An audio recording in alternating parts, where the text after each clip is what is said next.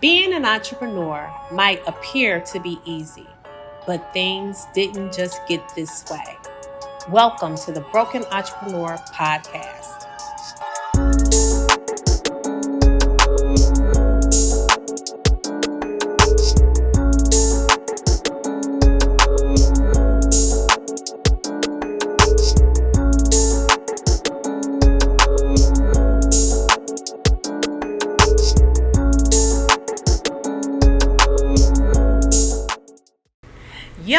Yo, baby pop.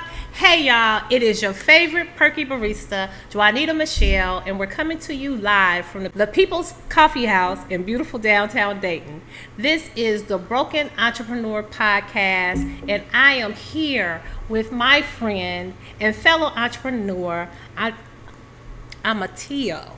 Oh, Matayo. Oh, Matayo. See? It's fine because I didn't know your name was, you said, how do you pronounce it? Juanita. Juanita. I called you Juanita for years, so we're even. Are we even? Yeah. Say it again for me. Juanita Michelle. Juanita.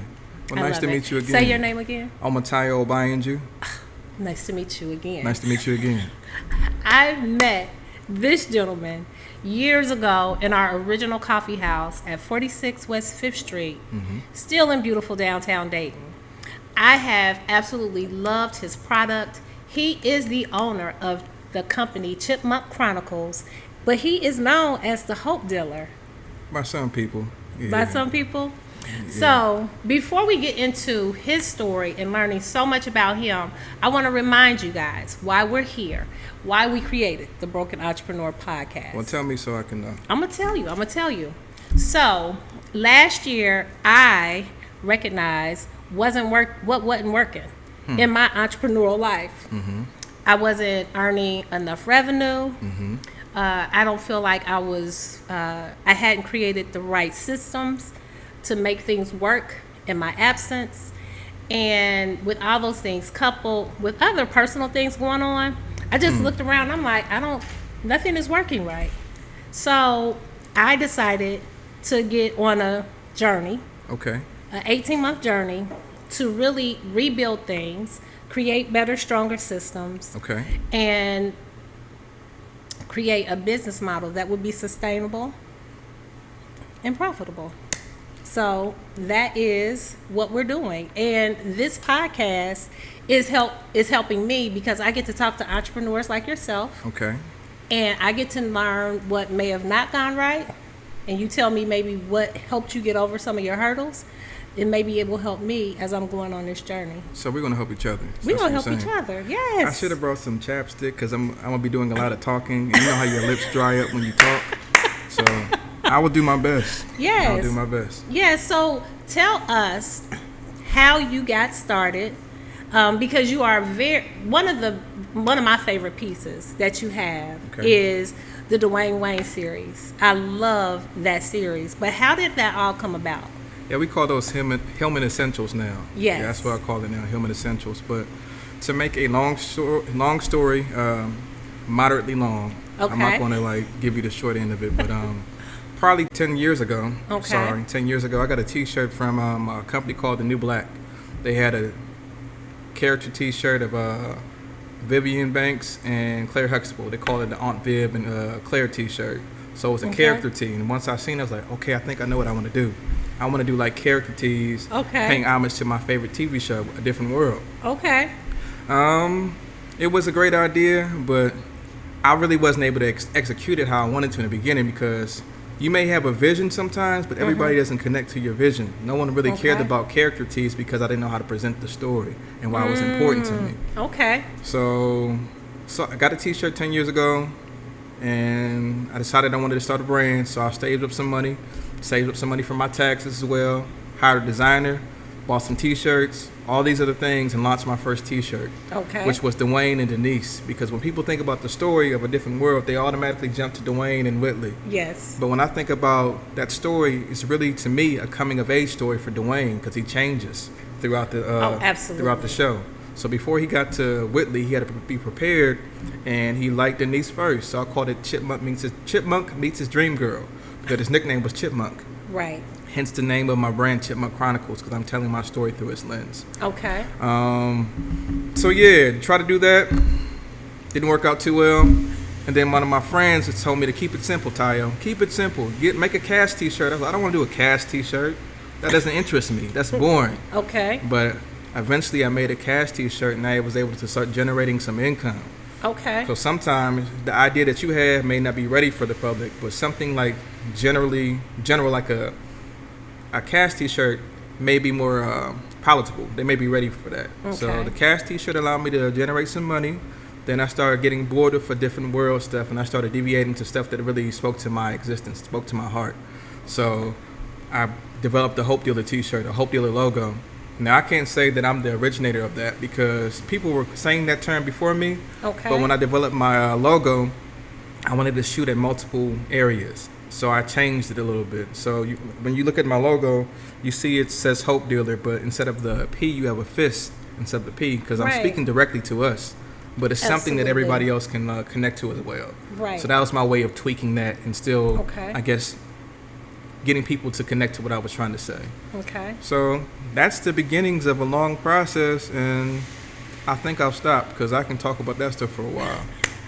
So a couple of times you talked about through your lens. Mm-hmm. How do you see yourself through Dwayne's lens? Are you seeing yourself through Dwayne? I'm seeing myself through Dwayne's lens. Okay. Or trying to tell my stories because the reason why I was connected to the show so much in the beginning because that was the first time I saw somebody on TV who looked like me.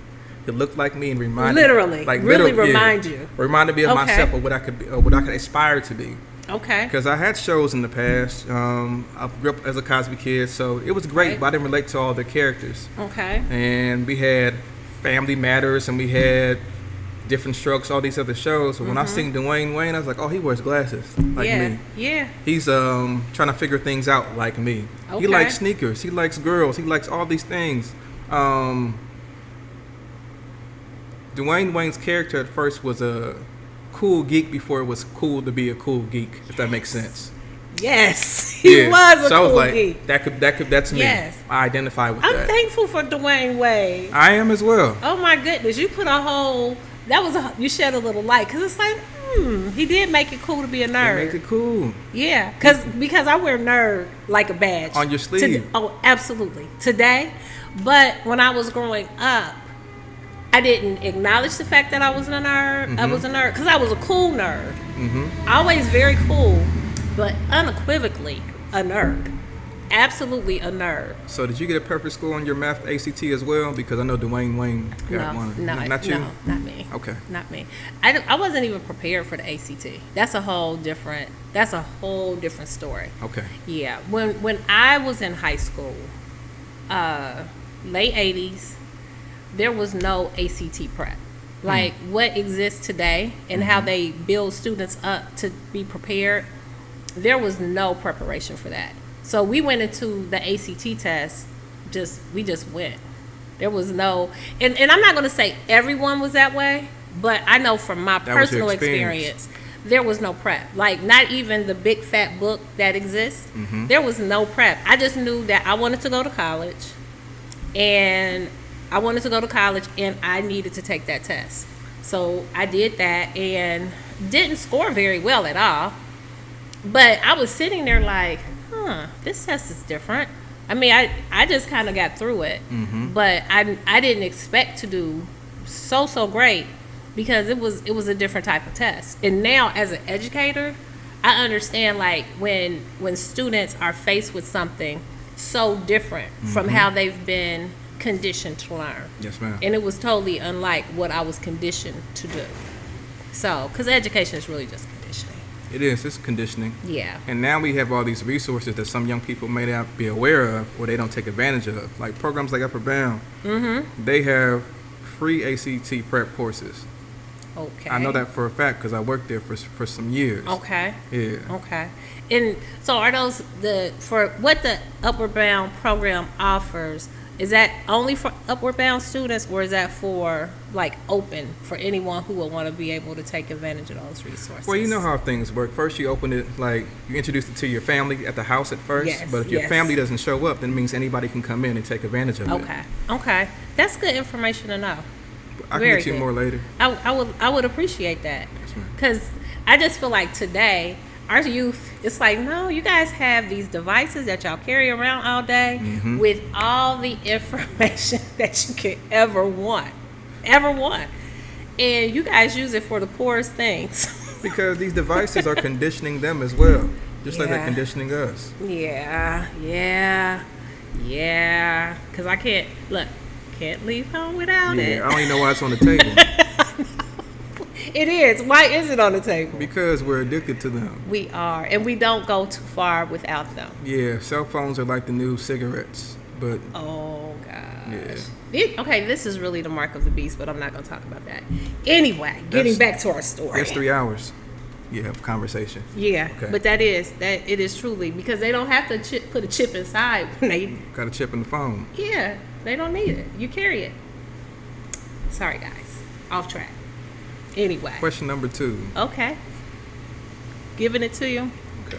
So, tell us about where can our customers, our viewers, your future customers, where can they come and see you? Because I don't know if everyone knows that you have a brick and mortar store, and how did you decide from being like an online presence to a brick and mortar?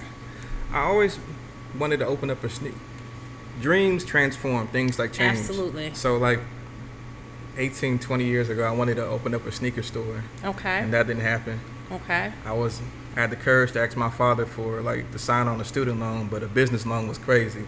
So that didn't happen for me. Okay. So it eventually changed it to something else. Okay. So I thought I forgot about it, and then it still was like eating at me, which dreams do. They were eating at me.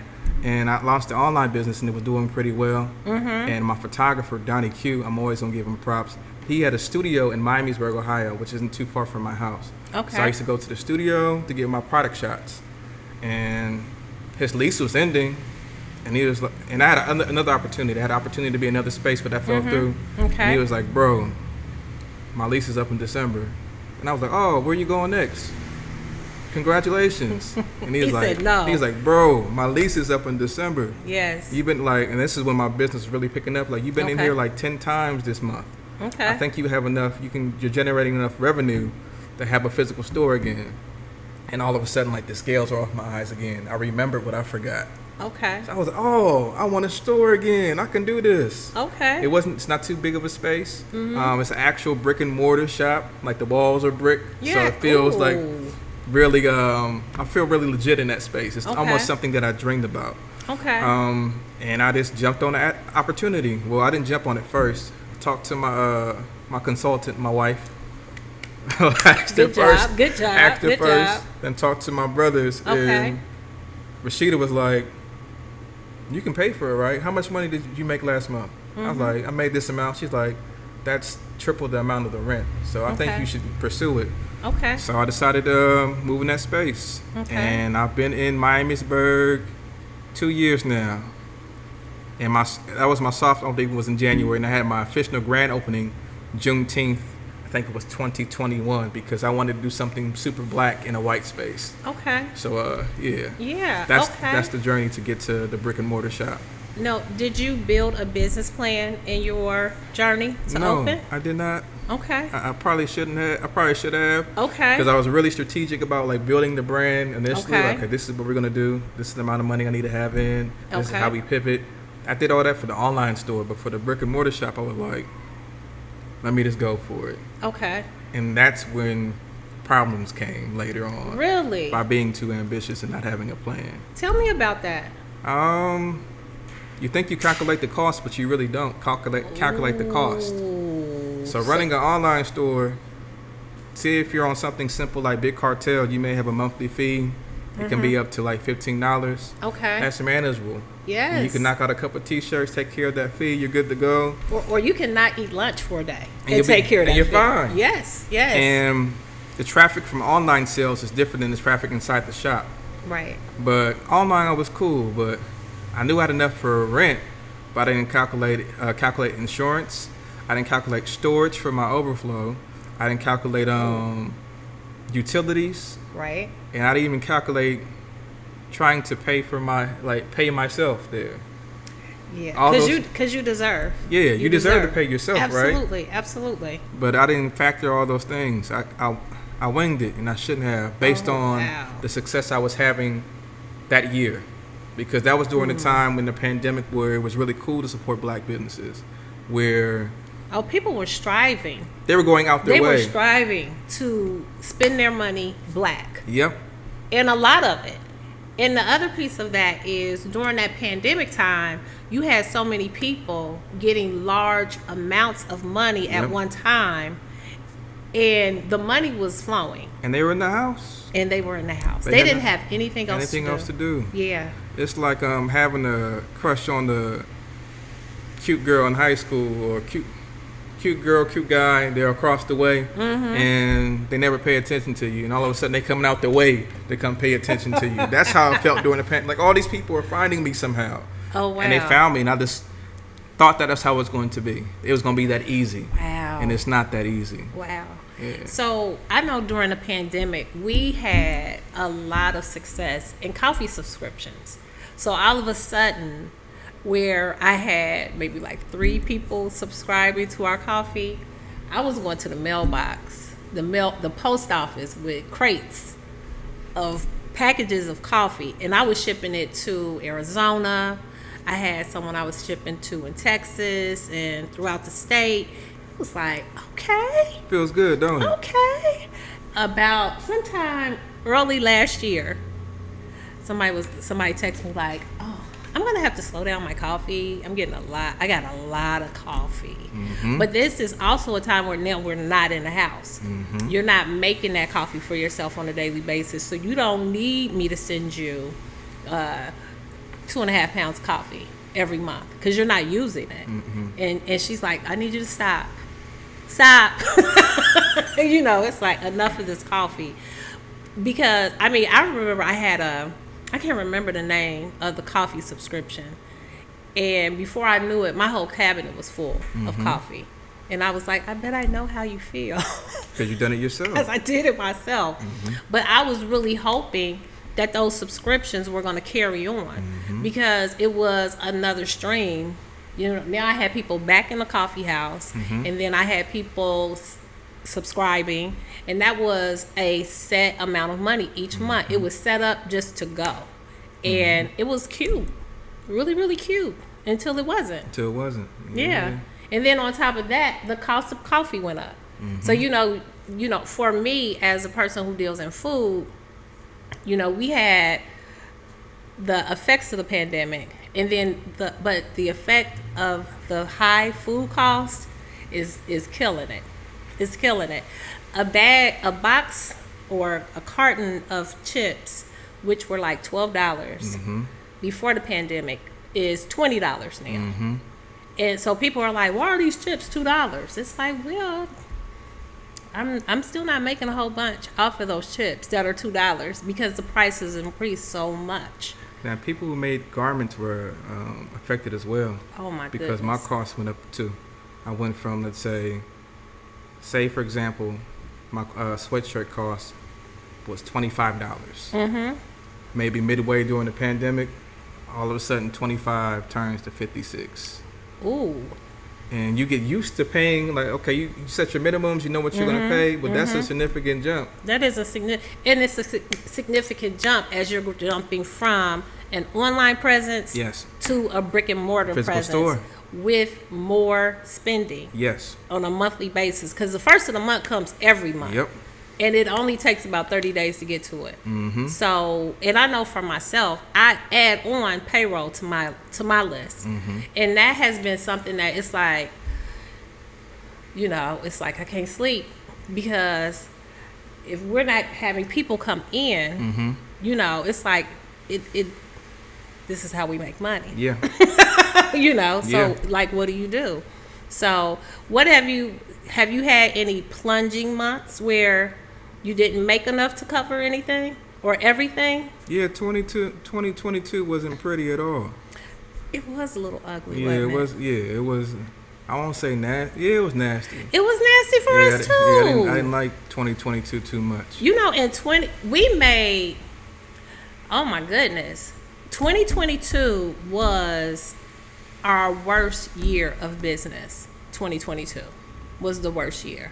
Now, we've been in business It'll be 7 years in September. Okay.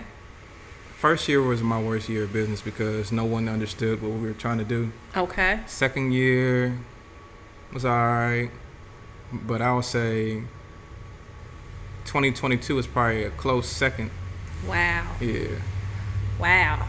Because like the high, like, and people like riding like waves. Mm-hmm. So when they see that you're building something, like, oh, he's opening up a shop, he's doing this. Yes. The family's together, like he has his wife involved, his brother's involved. Everybody wants to support in the beginning. Mm-hmm. But or when you're rolling, when they can see when you rolling your visible trajectory, when they can see it. Yes. But after they see you go up, either the real ones stick with you, or again they find something else to tag along to, and it was my fault for just being too ambitious. Instead of being satisfied with selling out 50 varsity jackets, like you sold out 50 varsity jackets at $300 a pop. You good, money? Don't even worry about it. Shit is just stick to that. Restocked on the next season. Like, okay, but you sold 50. That means you can sell 100 more.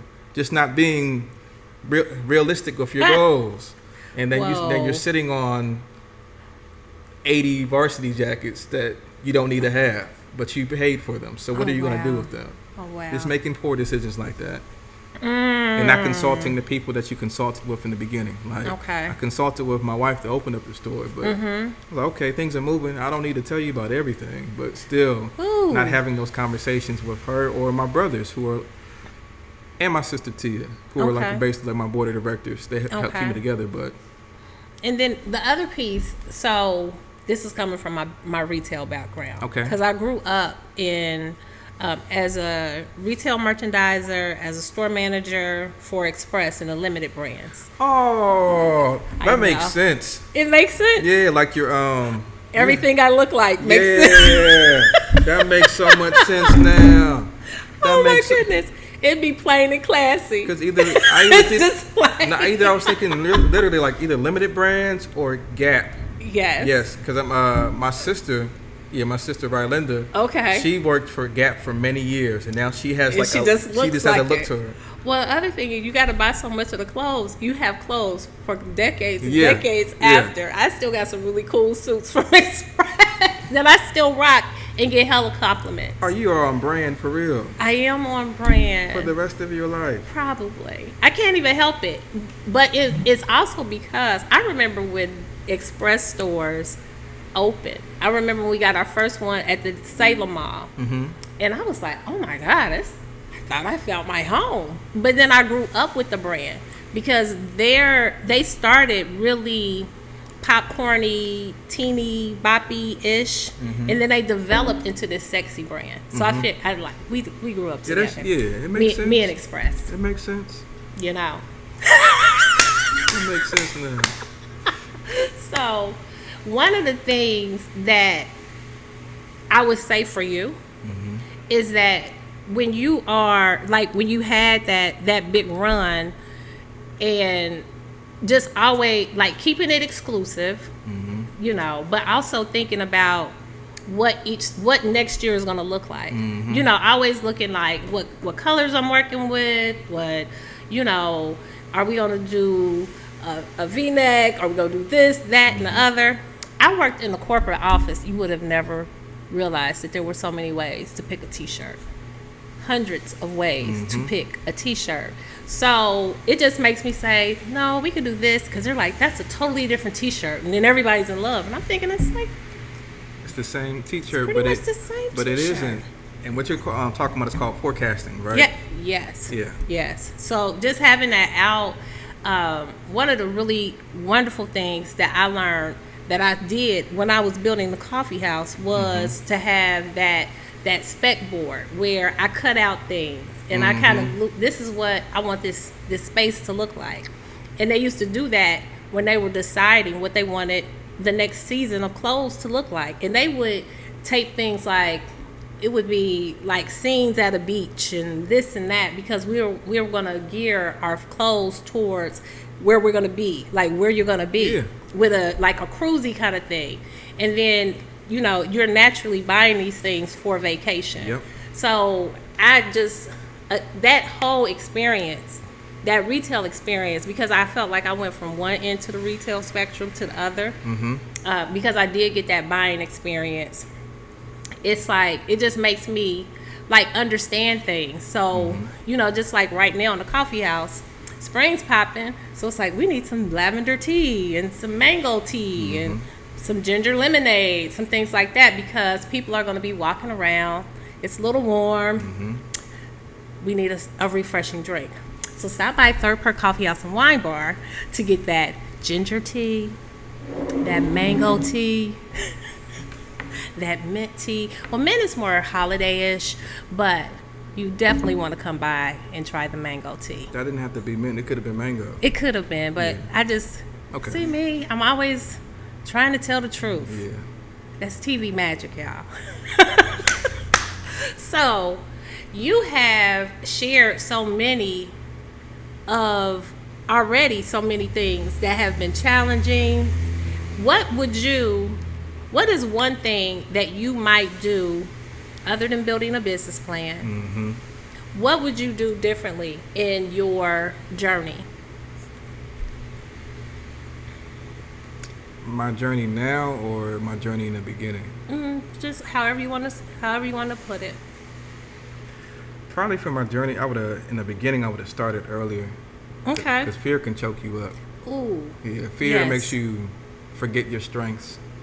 It does. So even though I believe in like divine timing, things happen how they're supposed to happen. But I could have opened up a store a year earlier. Okay. Yeah. Okay. And built on that momentum and maybe learned then. Okay. Okay. The things that I'm learning now. Okay. Also to not be stuck in your ways and change with the times.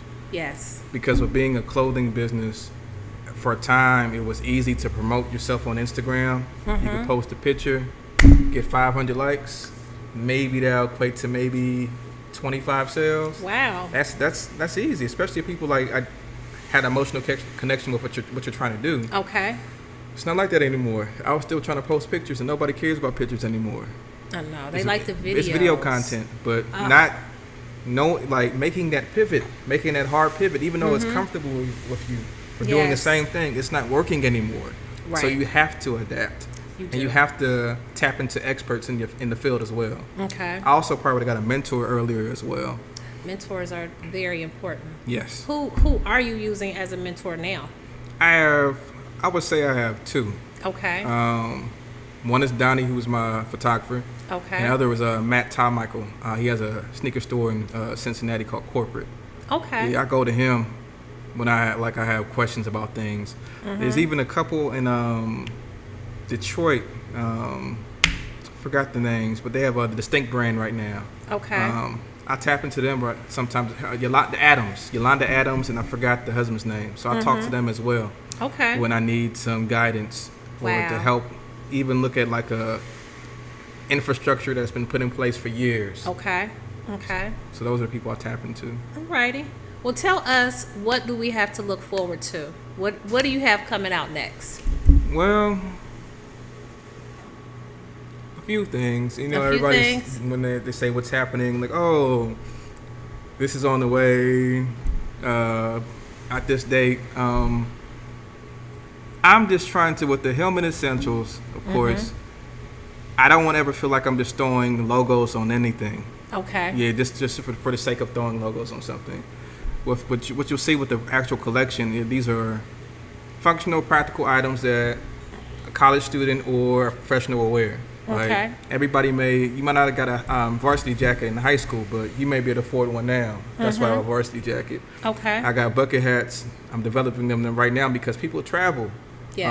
When they're on vacation, you want to keep the sun out your eyes. You want to have slides. Okay. So I have bucket hats, dad hats, and slides for... Everybody loves a dad hat. The traveling professionals. Okay. I'm also going to continue pushing the City of Hope collection, which is the Hope Dealer stuff. Because that's like my personal passion project. Okay. It does very well on the East Coast in Maryland, and certain people connect to it. Okay. But I'm going to continue putting that out there because I feel like hope is a tool that anybody can use to change how they frame and look at their life. And the cool thing about hope, when you talk about hope, in this journey, the full scope of the coffee house journey. Yeah. Sometimes it was really just that dash of hope that kept me moving in the first place. I remember calling, I ain't gonna call no names. I called a lender, and my question to the lender was, "Hey, I just left this trade show. I have $50,000. I was told that I need $200,000. 200, 250. It was a lot of money. It was more than I had. And my question to him was, I told him I had student debt. Will my student debt keep me from obtaining this business loan? Because we're talking about September of 2013. So if he had told me at that point, we won't be able to service you, then I would have stopped and I would have put my money to the side, and third perk probably wouldn't have happened. But because he gave me the hope that I was going to be able to get this commercial loan, I kept plugging away. kept plugging away, kept working on my personal credit. That score was going up and up and up, and paying down all my credits, cards, paying them down, just working on polishing myself up. So when it was time for me to apply for this loan, there's no issue. And in January of 2015, months before we were supposed to open, when I applied for that loan, I was denied because of my student debt.